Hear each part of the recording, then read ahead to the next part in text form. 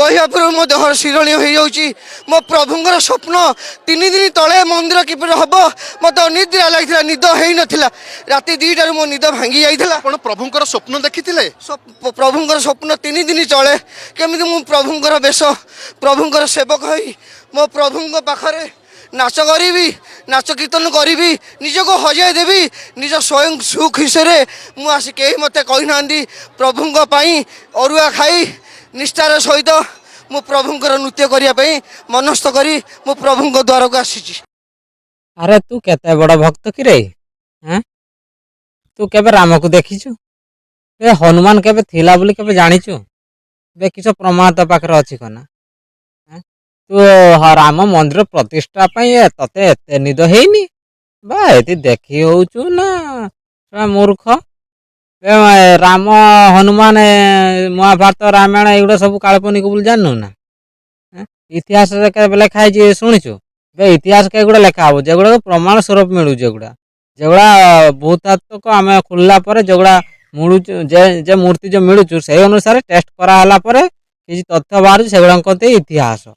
ଆଉ ରାମାୟଣ ମହାଭାରତ ଯଦି ଗୋଟେ ଥାଆନ୍ତା, ସେଠି ସବୁ କ୍ୟାରେକ୍ଟର ଯେଉଁ ରହିଛନ୍ତି ରାମାୟଣରେ ରହିଛନ୍ତି ରାମ, ସୀତା, ଲକ୍ଷ୍ମଣ, କମ୍ ସେ କମ୍ ଏମାନଙ୍କର ତ ଭଗ୍ନାଂଶ ଶେଷ ରହିଥାନ୍ତା, ନହେଲେ ତାଙ୍କ ମୂର୍ତ୍ତି ତ କମ୍ ସେ କମ୍ ବାହାରିଥାନ୍ତା। ନହେଲେ ସେତେବେଳେ ଯେଉଁ ଚଳୁଥିଲା ଯେତିକି ଯେଉଁ ଶିକା ଆମ ଯେଉଁ ଟଙ୍କା ସେଟା ତ କମ୍ ସେ କମ୍ ବାହାରିଥାନ୍ତା ନା। କାହିଁ ଏପର୍ଯ୍ୟନ୍ତ କାହିଁ କିଛି ବାହାରୁନି? ସବୁ ବୁଦ୍ଧଙ୍କର ହିଁ ମୂର୍ତ୍ତି ସବୁ ବାହାରୁଛି। କଥା କିସ ବେ? ଏତେ ପୁଣି ଲୋକ ମୂର୍ଖ ଅଛନ୍ତି ଆମ ଓଡ଼ିଶାରେ, ଓଡ଼ିଶା କି ଭାରତ ସାରା ମୂର୍ଖ ଅଛନ୍ତି। ସବୁ ବ୍ରାହ୍ମଣ ମାନଙ୍କର ଏଟା ହେଲା ଗୋଟେ ଇନକମ୍ର ଗୋଟେ ରାସ୍ତା। ଲୋକମାନଙ୍କୁ ପାଖଣ୍ଡବାଦରେ ବଶବର୍ତ୍ତୀ କରିବା, ଲୋକମାନେ ଅନ୍ଧବିଶ୍ୱାସ ବଶବର୍ତ୍ତୀ କରି ଭାରତକୁ ଲୁଣ୍ଠନ କରିବା। ଏଇ ଶଳା ବ୍ରାହ୍ମଣ ମାନଙ୍କର କାମ ଏଗୁଡ଼ା। ଯେତିକି ଶଳା ବିଦେଶୀ ବ୍ରାହ୍ମଣ ଆସିଛନ୍ତି ଆମର ବାହାରୁ, ସେଇମାନେ ଏଇ ଆମ ଭାରତର ଲୋକଙ୍କୁ ଏଇଭଳିଆ ଅନ୍ଧବିଶ୍ୱାସ ବଶବର୍ତ୍ତୀ କରିକି ରାମାୟଣ ମହାଭାରତ ଗୋଟେ ସତ୍ୟ ଗୋଟେ ଭଗବାନଙ୍କର ଗୋଟେ ଲୀଳା ଖେଳା କହିକି ଲୋକଙ୍କୁ ଗୋଟେ ପେନ୍ଦଉଛନ୍ତି। ଲୋକଗୁଡ଼ା ବି ମୂର୍ଖ। ଲୋକଗୁଡ଼ା ମୂର୍ଖ ଯେ କ'ଣ, ସେମାନଙ୍କୁ ଶିକ୍ଷାର ଅଧିକାର ହିଁ ଦିଆ ହେଇନି, ଆଉ ମୂର୍ଖ ହେବେ ଅଟୋମେଟିକ୍। ଏବେ ଦେଖୁନ ଓଡ଼ିଆ ମିଡ଼ିୟମ ସ୍କୁଲ ଗୁଡ଼ାରେ ଜଣେ ମାଷ୍ଟର ପିଲା ପାସ୍ କରୁ ନ ପାସ୍ କରୁ ତାର ଚାକିରି ରହିବ, କିନ୍ତୁ ଗୋଟେ ବି ଛୋଟ ପୋକ ଯଦି ବାଇଚାନ୍ସ, ଆଜିକାଲି ତ କିଛି ଗ୍ୟାରେଣ୍ଟି ନାହିଁ, ବାଇଚାନ୍ସ ଖାଦ୍ୟରେ ପଡ଼ିଗଲା, ଛୋଟ ପୋକଟି ବା ଗୋଟେ ତରକାରୀ ପଡ଼ିଗଲା, ସେ ତା ଚାକିରି ଯାଉଛୁ, ତାହେଲେ ସେ ମାଷ୍ଟର ସେ କିଛି କଲୁ ଛୁଆଙ୍କୁ ପଢ଼େଇବ ନା ସେ ଆମର ରୋଷେଇ ଘର ଜଗିବ? ସେ ଜାଣିଛି ଛୁଆଙ୍କୁ ପଢ଼େଇଲେ ଫେଲ୍ ହୁଅନ୍ତୁ ପାସ୍ ହଉଛି କିଛି ଯାଏ ଆସେ ନାହିଁ, କିନ୍ତୁ ରୋଷେଇରେ ଯଦି କିଛି ଅସୁବିଧା ହେଲେ ତାର ଚାକିରି ଯାଉଛି, ତାହେଲେ ସେ ରୋଷେଇରେ ଅଟୋମେଟିକ୍ ଜଗିବ। ତେଣୁକରି ପିଲା ତ ଅଟୋମେଟିକ୍ ଫେଲ୍ ହେବେ। ତେଣୁକରି ସରକାର ଗୋଟେ ବ୍ରାହ୍ମଣ ସରକାର ଗୁଡ଼ା ଏଇଭଳି ବ୍ୟବସ୍ଥା କରି ପକେଇଲେ ସବୁ ସ୍କୁଲ ଗୁଡ଼ା ସବୁ ବର୍ବାଦ କରିଦେଲେ। ଆଉ ଲୋକ ପାଠ ପଢ଼ିକି କିଛି ଶିକ୍ଷିତ ହେବେ କି ଏଠି? ଆଉ ତାଙ୍କ ଯଦି ପାଠ ପଢ଼ିକି ଲୋକ ଶିକ୍ଷିତ ହେବେ, ତାଙ୍କର ଏଇ ବ୍ରାହ୍ମଣଙ୍କର ସବୁ ଯେଉଁ ଧନ୍ଦା ବନ୍ଦ ହେଇଯାଉଛି। ଆରେ ସମସ୍ତେ ଜାଣିଯିବେ ଏଗୁଡ଼ା ବୌଦ୍ଧ ମନ୍ଦିର, ସବୁ ଏଇଟା ବୌଦ୍ଧ ସ୍ତୂପ, ଏମାନେ ମନ୍ଦିର ରୂପାନ୍ତରିତ କରିଛନ୍ତି। ତେଣୁକରି ମନ୍ଦିର ରୂପାନ୍ତରିତ କରିକି ଗୋଟେ ଏଠି ଲୋକମାନଙ୍କୁ ଲୁଣ୍ଠନ କରୁଛନ୍ତି, ଧର୍ମ ନାମରେ ଲୋକଙ୍କୁ ଲୁଣ୍ଠନ କରୁଛନ୍ତି। ଯେ ମନ୍ଦିର ଯଦି ଦେଖିବ, ଯେ ମନ୍ଦିର ମାନଙ୍କରେ ଯଦି ତମେ ମୁଟେ ଯିବନି କି ସେ ଟଙ୍କା ପଇସା ମୁଟେ ଦେବନି ବି, ସେ ବ୍ରାହ୍ମଣ ସେଠି ମୁଟେ ରହିବନି, ସେ ଆଉ ଅନ୍ୟ କେଠି ଇନକମ୍ ବାହାରିବ, ସେଇ ଧନ୍ଦା ସେ ଚିନ୍ତା କରିବ, ମାନେ ନାଇଁ। ଯଦି ଏତେ ଧର୍ମରେ ଏତେ ବିଶ୍ୱାସ ରହିଛି ବା ଏତେ ଶକ୍ତି ରହିଛି ବିଦ୍ୟା ହେଲା କି, ତାହେଲେ ତାଙ୍କ ବ୍ରାହ୍ମଣ ମାନଙ୍କ ପୁଅ ଝିଅ ଗୁଡ଼ାଙ୍କୁ ଦେଖିବ ବଡ଼ ବଡ଼ ସ୍କୁଲ ମାନଙ୍କର ବଡ଼ ୟୁନିଭର୍ସିଟି ମାନଙ୍କୁ ପାଠ ପଢ଼ଉଛନ୍ତି। ଆଉ ସେମାନେ କେବେ ଏଇ ଧର୍ମରେ ଏଠି ରାଲି କଲା ହାଏ ରାମ ମନ୍ଦିର ପ୍ରତିଷ୍ଠା ପରେ ରାଲି କଲା ହାଏ ହନୁମାନ ମନ୍ଦିର ପ୍ରତିଷ୍ଠା ପରେ ରାଲି କର, ସେ କରୁଛନ୍ତି? ମୋଟେ କରୁନାହାନ୍ତି। ତାଙ୍କ ଛୁଆ ଗୋଟେ ସେ କରୁଛନ୍ତି ନା?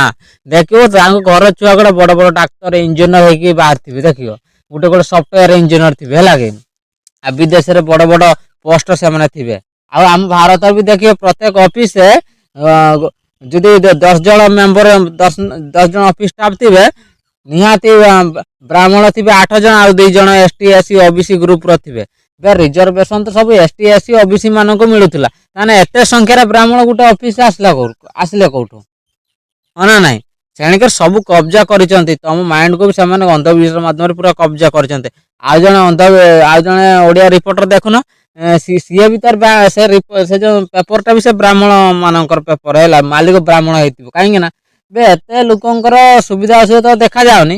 ଜଣେ ସେଠି ଗୋଟେ ଆକ୍ଟରକୁ ପଚାରୁଛି, ତମେ ରାମଙ୍କ ସ୍ୱପ୍ନ ଦେଖିଥିଲ କି? ରାତିରେ ରାମଙ୍କ ସ୍ୱପ୍ନ ଦେଖୁଥିଲି।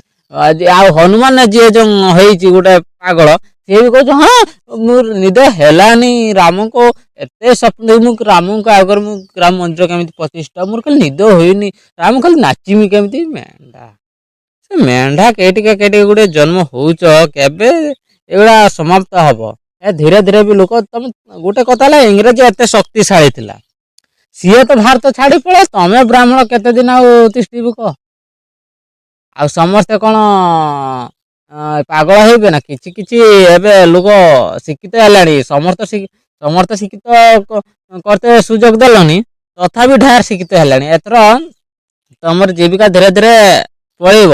ଆଗରୁ ତମେ କଂଗ୍ରେସ ବ୍ରାହ୍ମଣ ଦଳ, ବିଜେପି ବ୍ରାହ୍ମଣ ଦଳ, କଂଗ୍ରେସ ବିଜେପି କରିକି ଭାରତରେ ଶାସନ କରୁଥିଲ ଆଉ ଲୁଣ୍ଠନ କରୁଥିଲ। ଆଉ ଏଥର ତ ବିଜେପି 7-5ରୁ ଧୀରେ ଧୀରେ ଗଲାଣି, ଆଉ କଂଗ୍ରେସ ତ ଏଇ ମେଣ୍ଟ କରିକି ଆସୁଛୁ। ଆଉ ଆଜି ଏ ମେଣ୍ଟ ଅଛି, କାଲି ସେ ମେଣ୍ଟ ନଥିବ।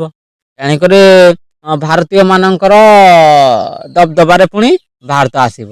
ତେଣୁକରି ତମେ ବିଦେଶୀ ମାନେ ସେତେବେଳେ କଣ କରିବ? ଆରେ ସୁଧୁରିବାର ଅଛି ତ ଏବେଠୁ ସୁଧୁରି ଯାଅ। ତେଣିକି ତମେ ଗୋଟେ କଥା, ତମେ ଯାକ ପାଣି ଭିତରେ ଘର କରିକି କୁମ୍ଭୀର ସାଙ୍ଗେ ଲଢ଼େଇ ସେମିତି କରୁଛ ନା ନାଇଁ?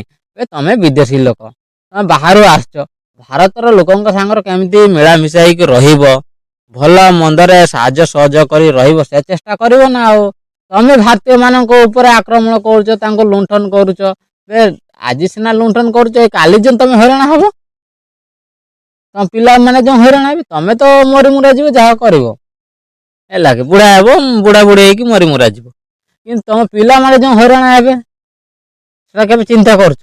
ତମେ ପିଲାମାନଙ୍କ ପାଇଁ ଗୋଟେ ଚିନ୍ତା କର। ଆମେ ଯଦି ଏଇ କର୍ମ କରିଛେ, କାଲି ଆମ ପିଲାମାନଙ୍କ ପାଇଁ ଅସୁବିଧା ହବ। ସେଥିପାଇଁ ଲୋକ, ଆମ ଭାରତୀୟ ଲୋକଙ୍କ ସାଙ୍ଗରେ ମିଳାମିଶା ହେଇକି ଚଳ, ଭାଇ ଭାଇ ଚଳ।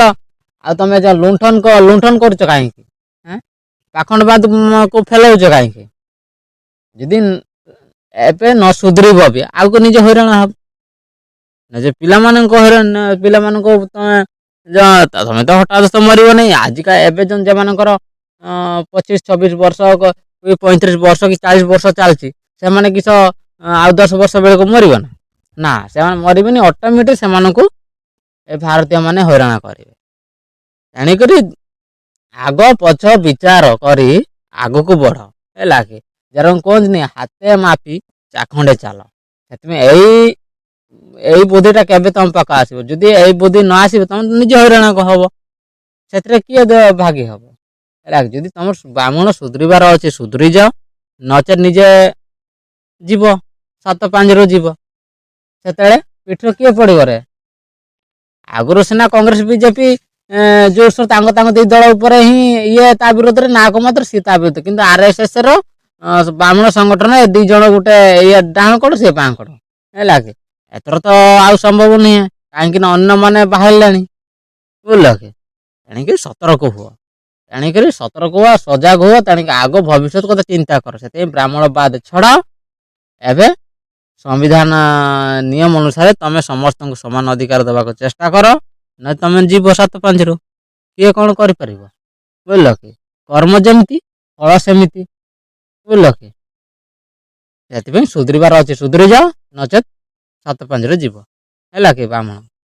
ଆଜି ପାଇଁ ଭିଡ଼ିଓ ଏତିକି, ଧନ୍ୟବାଦ।